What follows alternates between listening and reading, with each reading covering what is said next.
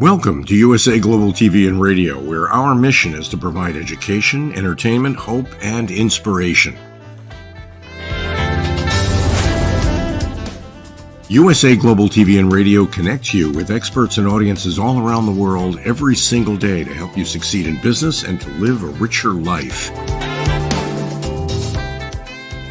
Visit us at usaglobaltv.com to learn about career and life-changing training and mentoring programs like the Listening Mentor.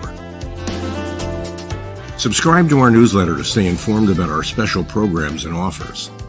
Discover how you can become a guest on one of our shows or a host or producer of a USA Global TV and Radio show of your very own. That's USA Global TV and Radio, where the doctor is always in.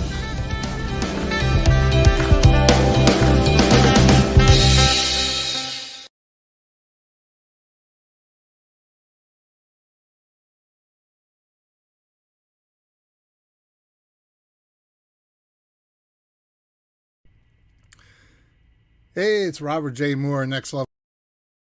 Ourselves. I'm Robert J. Moore. I'm an international best-selling author, and I'm here to interview Don Green. I'm CEO of Napoleon Hill Foundation. I've been in this position for going on 19 years. I was a bank president for 20 years previous to that, so I've been around a while. So what do you think the difference is for being a bank manager across to being with Napoleon Hill? It's having passion for what you're doing. You can learn anything if you're willing. To be successful, all you got to do is have something on your mind when you go to bed, wake up with on your mind, and when you're having your meal of the day, think about it. Chapter 2. It's not that complicated. That's the thing. A lot of people, they give up 10 minutes before the miracle actually happens. Yeah. I used to be one of those. I'm not going to lie. I was a troublemaker before. I was a drug addict, alcoholic, right? And I started reading all these different things. And I said, well, something's going to happen. And someone actually gave me the advice. And it was Les Brown when he said, don't let someone else's thoughts become your reality. And it was like, boom, it was a change right then and there. Yeah, sometimes we can learn what not to do is important to learn what to do. That's correct. I think there's too much. Emphasis put on overcoming adversity. You can avoid a lot of the adversity simply learning what not to do. That's as important sometimes as learning what to do.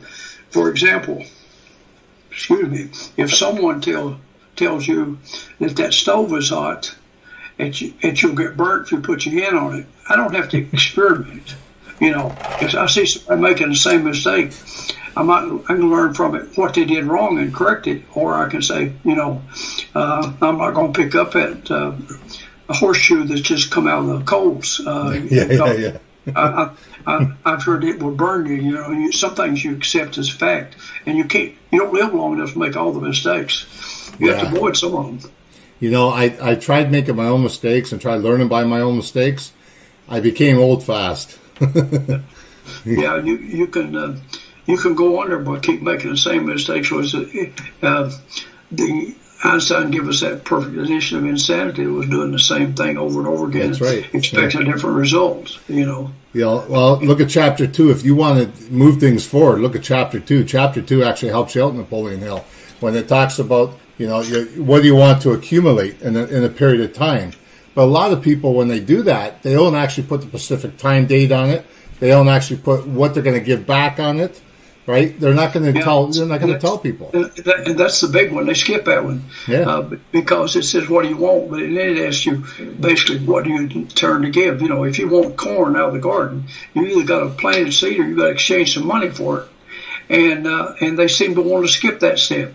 And I remember our hero I did a fundraising with Zig Ziglar one time at a Christian college, and Zig said, "Did you get anything in the mail from Sears Roebuck today?" And of course, the answer is no. He said, "You must not have ordered nothing." So if you've not planted a seed, don't sit there with your hand out wanting something to be put in it. So many people don't have anything to offer to exchange for the money. They want the money, but they don't have anything to give to receive the money. That's correct. Tell me something. Why should someone read Napoleon Hill's book? A lot of people sit there, look at it, and they use it as a doorstopper. Well, I can tell you, Jim Stovall, who's a blind guy, has written 40-some books. One of his books sold 5 million copies. 8 of them have been made into movies. Been a friend for a long time. The guy's blind. And I can tell you that he's got a start portfolio up in the millions. And he said he used to ask people if they had read Think and Grow Rich. But then he started realizing, he said if they had money, he asked them what year they first read Think and Grow Rich. And so, the list is a mile long. So Bob Proctor swears up and down by the book. Like Billy Ray Cyrus, musician, the Draymond John from Shark Tank. The list is a mile long. People in the business world and even people like Jack Canfield, Victor Hansen, Tony Robbins. They all got their start reading Think and Grow Rich. Yeah, that's right. Tony Robbins' book, Waking the Sleeping Giant Within. If you'll buy the 1960 copy of Success to a Positive Mental Attitude, that was the exact words of the subtitle.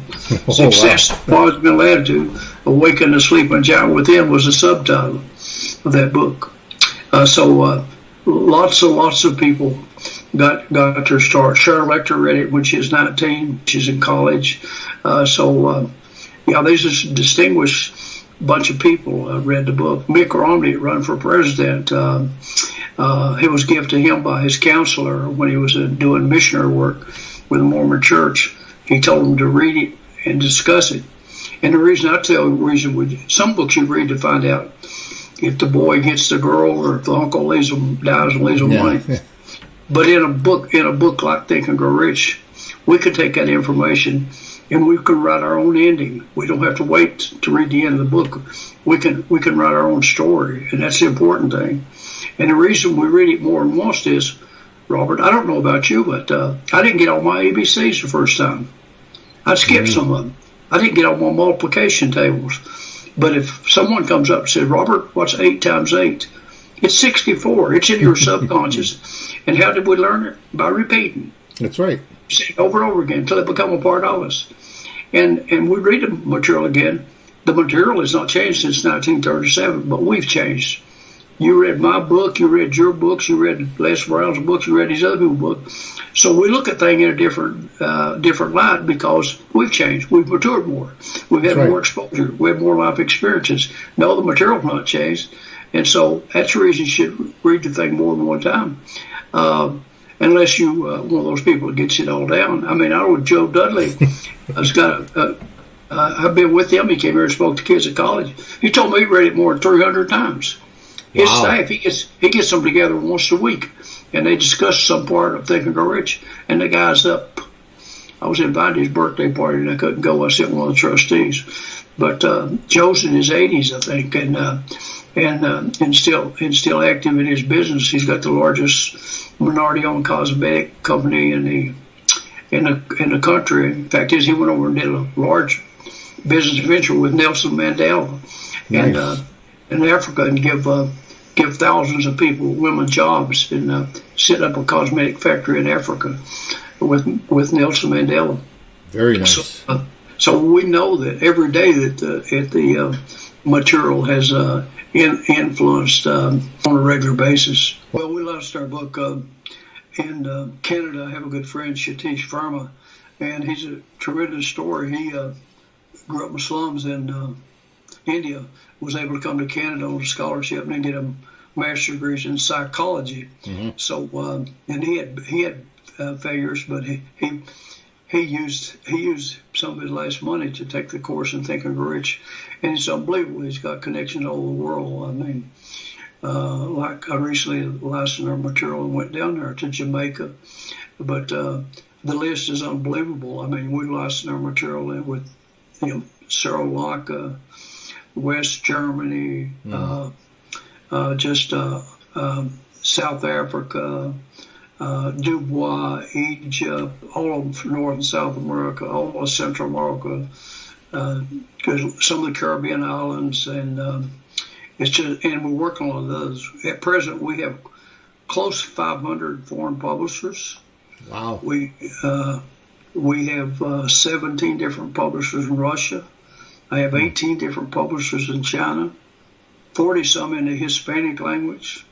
So our books are we publish all over the world. I publish books in Iraq, Iran, Afghanistan, Turkey, Cyprus, Slovenia, Ukraine, Belarus, you name it. I got an inquiry just a while ago from Pakistan and one from Portugal. But in a given day, lots of days we'll get 10 or 12 inquiries from 10 or 12 different foreign countries in one single day. Wow. You know the story of the Coca-Cola. You talked about the enchanted kettle. It made the Coca-Cola, took the ingredients and made Coca-Cola. There's an old picture of a kettle in there. So the young people read that book with the pictures like, Hill covered the Wright brothers' flight. We actually have a newspaper clipping.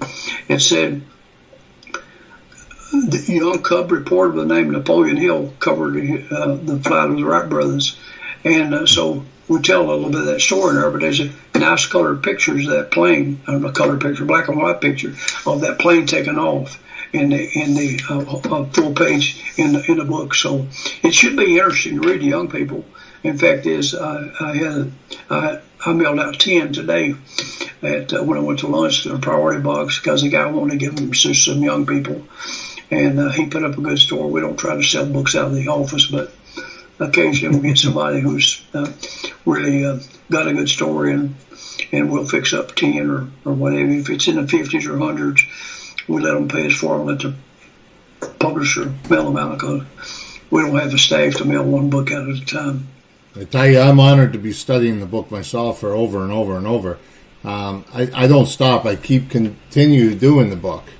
Right? It's not, to me, it's not just a read and you put it aside. It's a study. No, well, I drive a Lexus and a pickup truck, and both of them have got things in the side door, and I just stick a Think and Grow Rich in that door.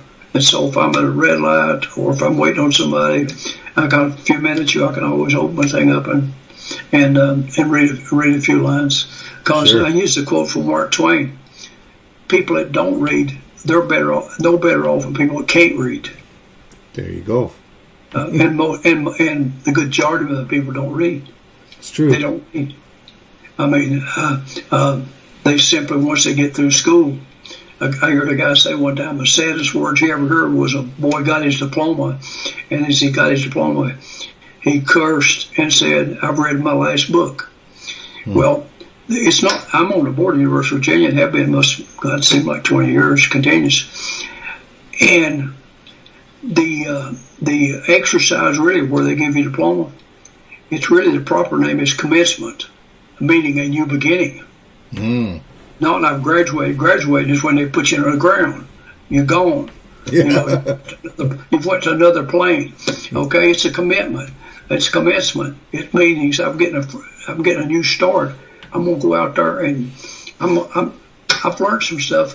Now I'm gonna go out there and see if it works. I'm gonna apply it, and I'm gonna take what it does, because the knowledge without, it's not what they told us. Knowledge is power. It's not POWR. It's potential. It's only worthwhile when you use it. You can memorize everything in every course in a college, and you will not make no money off of it. You got to go in Jeopardy or something. You got to do something with it. True. You know, it's like if you're married and your spouse says, "Here, Robert," she writes down about 10 things. Said, "I'm gonna make the best cake you've ever eaten." And you go down to the store and you get them and you bring in ingredients, you put them out on the table. Ain't nothing gonna happen. So she mixes them things up and decides that it needs to go 400 degrees, it needs to go for 35 minutes or whatever, makes some decisions, put together. Robert's not going to be eating no cake. That's right. That's right. You have all the ingredients there, and it's all in the books.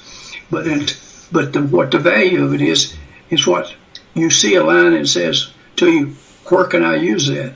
And if you know me, you wouldn't realize I can almost do nothing. I told that to my daughter one day. I can't fix. My dad was an electrician in the coal mines.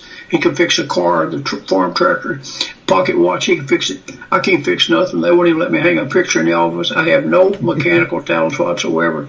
I was complaining to my only daughter one day. She's a CPA, and I said, your dad can fix nothing. She said, but you've been pretty good at making money. So I guess we can't all have all the talents, and I don't even claim to. But what I learned to be good at a long time ago was I can find somebody can do it, and I can go on to something else. We have about 25 books with a publisher called Jerry, J-R-R Bookstore, in Saudi Arabia. And I always love the books, and they come in, our contract calls for two books, and they send them to us, and comes in a thing that says on the outside Kingdom of Saudi Arabia. But since we've been doing business over, I don't know where we've had any influence or not, but I do know that in the news, women can now drive cars in Saudi Arabia, and they can attend sporting events. Now that might not be a big deal over here, but in Saudi Arabia, I would say that's a big deal. So there's hope for the world. And that's beautiful. And books is a good way to do it because, Robert, people all over the world have the same wants or needs. Food, clothing, shelter, security, progress for their family, and so forth and so on. We may have different skin textures, speak different languages, and so forth, but they basically down to us. The feeling the need to be appreciated is the strongest desire any human being alive has, and there's really not that much difference in us. We're more alike than we are difference, but we can harp on those differences and create nothing but trouble, and it's a lack of understanding, and I think we get a lot closer through books. I'll admit to being a little bit prejudiced, but we've made lots of friends. I've had people come here from Macedonia. Okay. People don't know where professor, and as a result of that, he brought a guy from Voice of America, and I did a Voice of America interview, and I could watch the screen, and he told the number of people, shows clicking on it. Hundreds of thousands of people saw that interview. And of course, I've done other Voice of Americas, but when the guy came from Macedonia, the professor, he brought me a couple of books that had been done in Macedonia. But I also know a little about the history because that's where in Corinthians Paul left after Christ was crucified. He went there and go measure. He made several trips, and I've also published books in Armenia. That's a little bitty country, about 1.5 million people. I believe they had genocide. Most of the people got wiped out, but it's the language. It's the language that Christ spoke. Experience, and the friends we make is you couldn't put no price on it, but the young people will. That's a beautiful. We've endowed 20 scholarships at the University of Virginia. We have Napoleon Hill scholars, which are the best of the best kids in school, and they under a professor, they go into the schools, detention centers, job corps, high schools, grade schools, college, different avenues. And there will be two of them or three at a time, and they'll present one of the principles, like coordination or applied faith or so forth. And the kids get $4,500 a piece a year as long as they're in college. Nice. So we set up a professorship in Napoleon Hill's name, and we keep adding to the scholarship, so we keep bumping up the money they get. And we've done that over a period of time, a couple million dollars. So that's the reason we do what we do, because I see the effect of the kids that went through the programs that stayed in touch with us. I could tell you story after story after story. It's a good feeling. I don't need that. It is. When you see another person achieve because you're helping them, you could just sit back and let it ride. Well, I guess for a long, long time I've heard people say, the guy's leaving a legacy, left a legacy or something. No, that's partly right. But I think a proper word is live a legacy. Well, I enjoy seeing what I did while I'm still here. I'm assuming things will be going after I'm gone. They went on before, sure. So we're all going to flip over. Your legacy is still going until you're deceased. But I have seen the effects. Zane's will have his CPA here next year, His sister worked for him for 6 years. She was valedictorian in high school at Hard-Earned High School. Mm-hmm. She worked for me. She's now a pharmacist. Another little girl worked for him for 6 years. And in May of this next year, she'll have a PhD in medicine. So just being around those young people and seeing what progress they make and all, it's very rewarding. And that's the reason we do what we do. I'll tell you something, because of the book, honestly, because of the book, me reading the book, studying the book, living the book, and putting it out there, I got off the drugs and alcohol over 13 years now. I got social service worker diploma, my dictionary degree, my BA in psychology, master's in counseling psychology. I've got honorary doctorate degree, right? I've won Citizen of the Year. I've won numerous awards because of the fact that I put myself in the proper perspective up here with that book. Well, the same was me. I've been that, and I've served as president of the foundation board, which is a money raising arm of the college, for 15 or 16 years. I've been president of the Chamber of Commerce. I've been Citizen of the Year. God knows, the chairman of the board of Catholic Hospital for years, though I'm not a Catholic. I'm president of Kiwanis. I've had all kinds of honors bestowed upon me. I got the Sam Walton Award, Volunteer Award to college one year. The list goes on and on. But being able to be in a position to help other people is less fortunate. Acts 20:35. More blessed to give and receive, and I learned that from my parents many years ago. Yeah, you know what? When I received these awards, I told them, I said, why am I getting these awards? They said, because you're helping so many different people out. We want to reward you for helping them out. I said, that's a good feeling right there, to know I'm helping these people and they're achieving, right? But it doesn't all go to me. I always say, you know what? Give Christ the credit, because I'm just doing the work.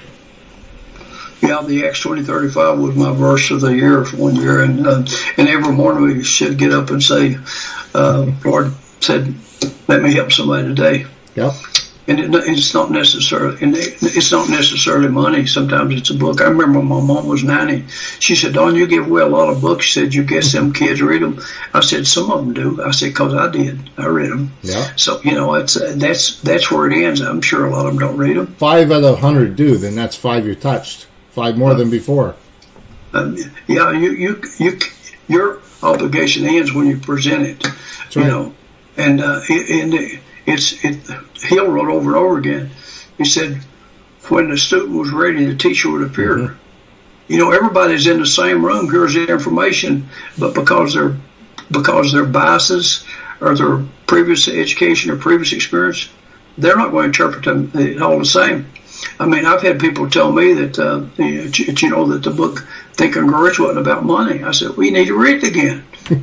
Your impression, the original book, here's a copy of the original book, which is the best-selling Think and Grow Rich book out there. The original copy said, for men and women who resent poverty. He said in the book, he wrote it for the millions of men and women who are living in poverty and in fear of poverty. Either one of them is damaging. If you're in poverty or you're fear you're going to be in poverty, they're damaging to you. And there's so many of things that poverty does to you.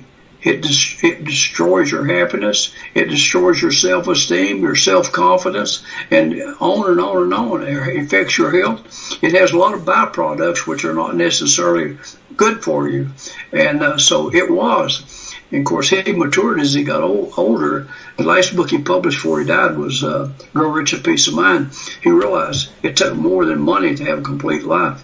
You have to get yourself and sometime when we have time, we'll go through the uses of money. I think I figured it out a long time ago. But most people never reach that stage. The final use of money is being in a position to make a difference in other people's life of your own choosing. That's right. If you choose to help your college, your grandkids, your church, St. Jude's, wherever what worthy cause, but you can make a choose. Most people never reach that stage. They're sitting back there and they've not figured out the proper use of money. They haven't had discipline. They didn't do the second use of money. First was food, clothing, and shelter. President Eisenhower said, if all you're getting out of life is food, clothing, and shelter, get all 3 of them in prison. Life should be more than that. But you have to learn the proper use of money and what money is for and what it can do. The same money that buys a opiates, or what they call them drugs, is the same money that could be sent to St. Jude's to do research to save a young person's life. You know, it's not the money, and money is not the root of all evil. It's a love money. The same money can be used for good deeds, or it can be used for harmful.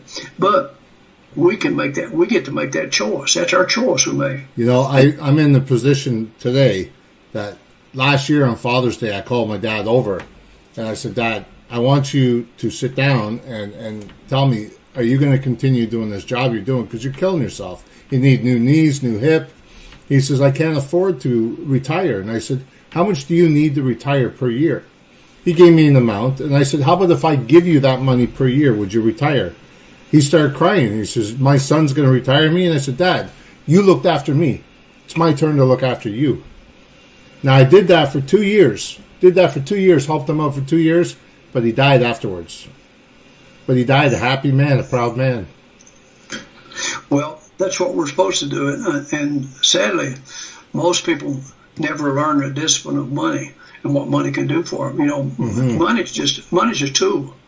It's plain and simple. It's a tool. I've read everything Warren Buffett has ever wrote, I think, and I followed him. I don't have Warren Buffett's money, but I guess I'm not doing bad. But Warren Buffett said it real good. He said, if you're not making money while you're asleep, you'll never be rich. Yeah, it's true. It simply means you got to have some investment stuff out there. Not many people are going to have a job. Here was a goal of mine at a young age. I said, if I can ever have enough investments to pay me as much as a salary is paying me, I'll be in good shape. Because it's the money above your living expenses that you can invest. You know, it's what you do with that money's left over. That's right. Do you go buy Microsoft stock, Amazon's, Walgreens, Walmart, Johnson Johnson, Pepsi-Cola, Coca-Cola? I had a guy come out of the bank one day as I was going in. He had a phone in his hand, cell phone. He said, Don, I know you're a banker. I know you do investments. Well, I got a little money. What would you invest in? You know what I told him? I could have told him, listen, I own Verizon stock, I own AT&T stock, and I own Vodafone. Everybody's got a phone. Most people got 2 or 3 of them. But I never told him that. And I would tell you the same thing if you asked me. The best money you ever spent was money invested in yourself. The second best money you'll ever invest in is money you invest in your employees. Yeah.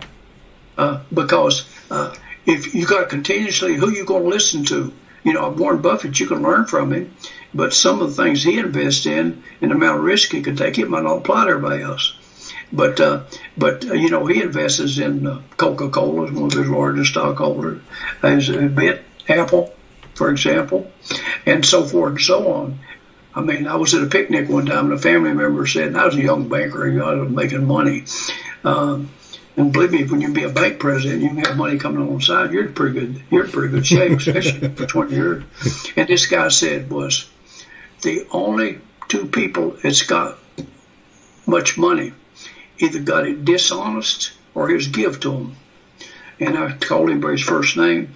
He's dead now. I could say it, but I called him by his first name, and I said, with that attitude and that belief, you'll never have much money, because some of us have worked hard and we've done the right thing. We've been blessed, but we've worked hard and we've been rewarded. My daughter's in college. I was always sending her books after I read them. And she told her mom one day on the phone, said, Daddy keeps sending me them books. He don't know how much studying I got to do. I know they're good books. He said, I don't have time to read them, but said, I read what he's underlined. So she's taking a shortcut, but she's also an avid reader. There you go. When we hang up, you sit down with a pencil and you think, now, who's the 5 most successful people I've ever been around? I don't necessarily mean money. And you will discover one trait. They're all avid readers. And that's I can provide my list, and I would assure you they're all avid readers. Like I said, I've studied 40 of the top achievers in the world. And you're one of them I studied, right? And there, it goes right from Jim Rohn right across, right? Ziegler, I mean, come on. I mean, these are the powerful people they all read. Yeah. Every single one powerful person out there has read. They're all telling you the same thing. Somebody asked me once, I know Ziegler, when he passed away, a couple of newspapers called me, but it was in 2002 or something. Anyway, I did a fundraiser with him at a college up in Pennsylvania, and someone took our picture. But anyway, he signed it and it framed it and sent to me, and it said, "Don, God loves you, and I do too, Zig Ziglar," and put the date on it. So I thought, I ought to hang it up in my office. So I'm out front. It's a hanging in my office. I said, if you were sure you'd see good friends that we know says. If you want to be a winner, hang around winners. Instead of you want to be a loser, just guess what? That's the reason that saying comes in, misery loves company. People want to hang around their own types. But right. I would choose and say, try to pick yourself a bunch of winners, and you can be more likely to be one of them.